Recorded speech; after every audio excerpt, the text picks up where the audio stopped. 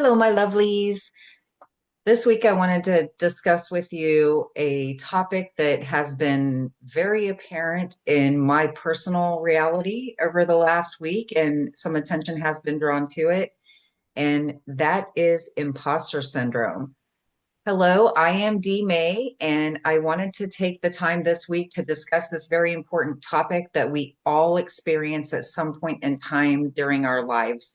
Um, it could be in our personal life, it could be career wise or any other wise, but it is imposter syndrome. And I looked this up and I found this article that said in 2014, Forbes magazine wrote about imposter syndrome, and they explained it as the fear of being found out that you're not as competent as people think you are. So I know in the world of coaching, mentoring, um, spirituality in its various facets, this can appear a lot, especially. It can appear in any kind of way, like I said before, but I think it seems to be more prevalent in some of these areas, at least in my experience. And maybe that's because that's the world that I'm more exposed to. So that would make sense, right? So in my personal experience, it is something that will hold us back, keep us from putting ourselves in the spotlight, doing videos, doing lives, putting ourselves out there in coaching programs, putting ourselves out there in new business ventures and things like that. And it doesn't seem to have any specific criteria as age, gender, that type of thing. It can affect anyone. And it's very interesting to me that it has come up in my personal world here recently because I have done so much work around these types of things so that I can continue to put myself out there in more and more in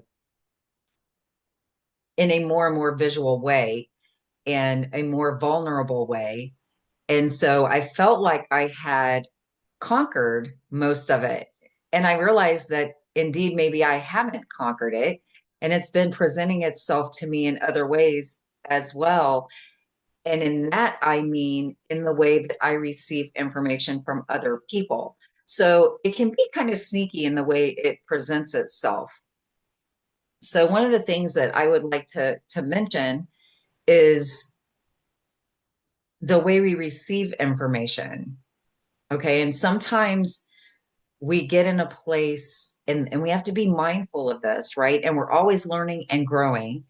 At least we should, I shouldn't say should, at least we have the opportunity to be more mindful and pay more attention to things sometimes than we were aware of in the past.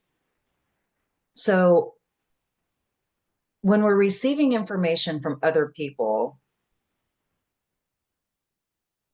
we have an opportunity to be mindful of just receiving that information as the helpful guidance it is, as the good information that it is, regardless of whether the person that is imparting that information to us is super successful, has their shit together, as we like to put it, is doing things in a way that would make us receive it differently if they were in a different space in their life, like if they were more successful or more financially abundant or whatever the case may be, right?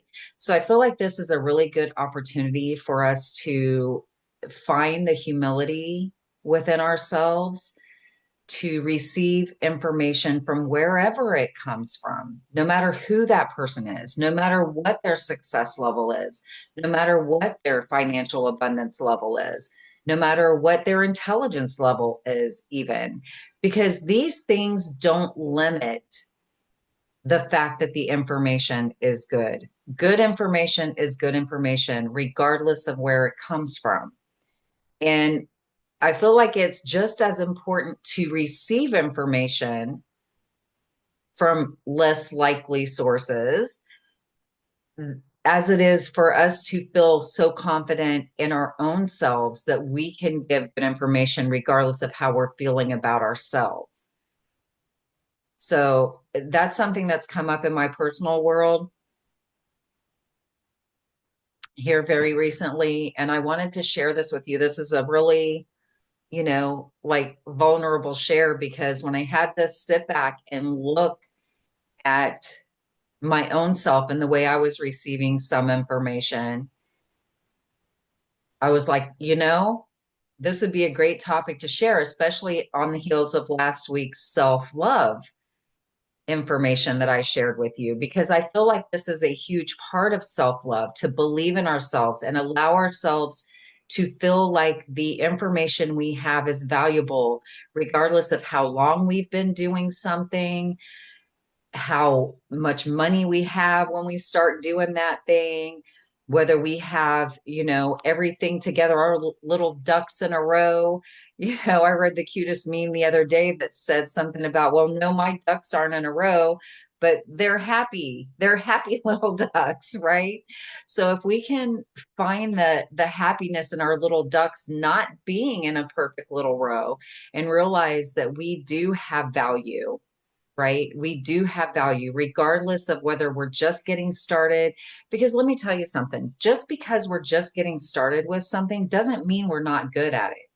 It doesn't mean that our story from point A to this point doesn't have value, because it does. And in the sharing of that information, we are able to help and inspire other people to take steps towards their dreams and realize, I don't have to have my ducks in a row.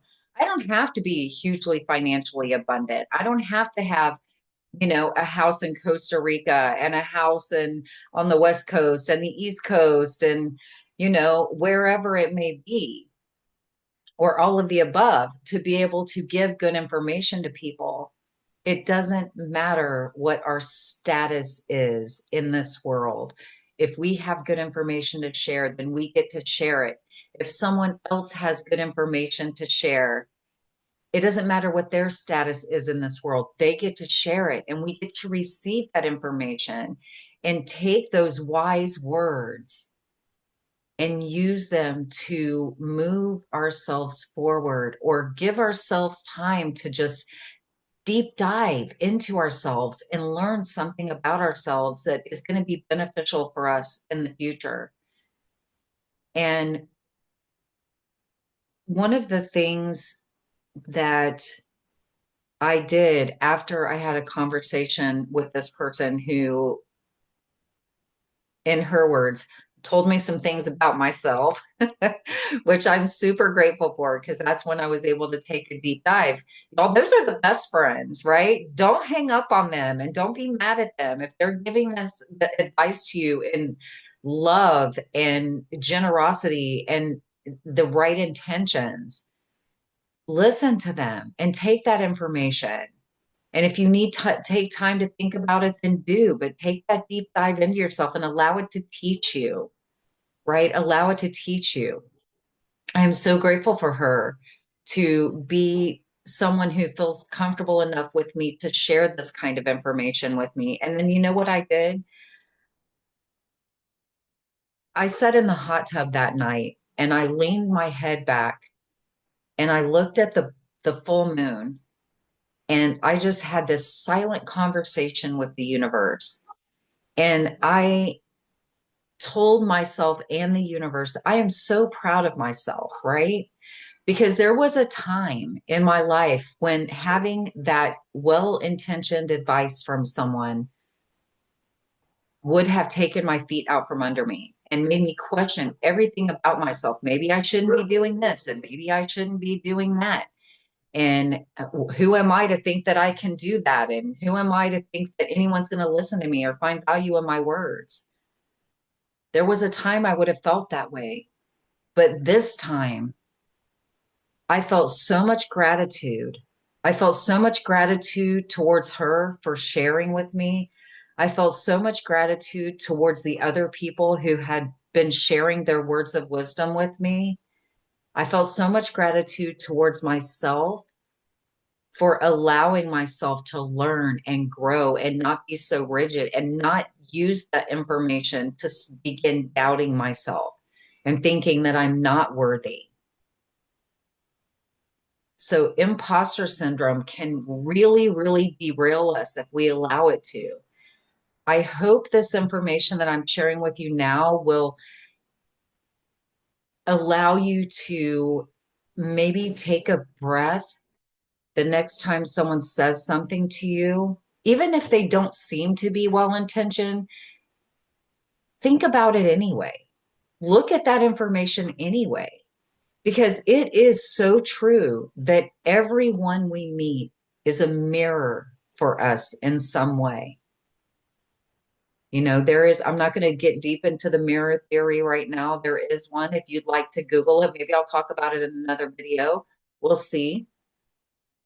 But everyone that we meet is a mirror for us in some way. They're showing us something about ourselves that we need to see. So I invite you to take the time to look at those things and allow them to teach you and allow yourself to grow instead of allowing yourself to fold in on yourself and let it take your feet out from under you. It doesn't have to be like that. It can be this beautiful learning experience. And then we can look at how far we've come from when we would have heard that information before. And we get the opportunity then to be so proud of ourselves and look back at, wow, look at the distance I have come. Look how much stronger I am now than I was. Look at what self-love has done for me. And I feel like that's just such a powerful message. And I really, really invite you to embrace the love you have for yourself and keep allowing yourself to evolve and grow because we're never done with this journey. We always have opportunities coming up for us to learn new things. And it's absolutely amazing and beautiful. And those lessons can come from anywhere. And we can be the ones sometimes to share information that helps someone else learn those lessons and learn to grow themselves, no matter what our financial situation looks like, no matter what our ducks are doing, no matter what, we still have that value. And it's absolutely freaking amazing. So I invite you to embrace those things about yourselves. Tell imposter syndrome to take a hike, that you're doing some spiritual work and you're getting to know yourself even better. And that's going to allow you to help people even more and have a deeper, more profound impact in what you're doing. So thank you so much for listening to that. I really hope it helps someone out there because it is something that we all experience, no matter who we are and no matter what status we have in this world. Okay. So I invite you to just embrace that and allow it to teach you and touch you so that you can continue to touch and help and teach others. Okay, well, I just want to do a little recap about last week. We talked about self-love. This week, we're talking about imposter syndrome and how self-love can help affect us when we're dealing with imposter syndrome. Next week, I am actually going to have someone in here with me for a chat, talking about some beautiful stuff that is relevant to the self-love and imposter syndrome things that we've been talking about. It's an absolutely amazing conversation I have coming up with a really beautiful lady, and I'm very excited to present that to you next week. So be looking out for that. I sure hope you will, because she's absolutely beautiful and amazing and has this incredible project going on that we're going to talk about and how these things that we've been talking about last week and this week are really going to play into that. So thank you so much. I appreciate every single one of you, and I love you so much. You are so beautiful and amazing and so worthy and so abundantly enough, just as you are. So don't let imposter syndrome make you freeze or flee or whatever. I really, really encourage you with that. So thank you again, and I will talk to you again next week with my beautiful guest. Don't forget to like, share, and subscribe. I'm doing my best to get this channel up to 1,000 subscribers. So I'd appreciate it so much if you would help me get there by sharing, liking, and subscribing, all of the things. Thank you so much. I love you all, and I will see you on the next one.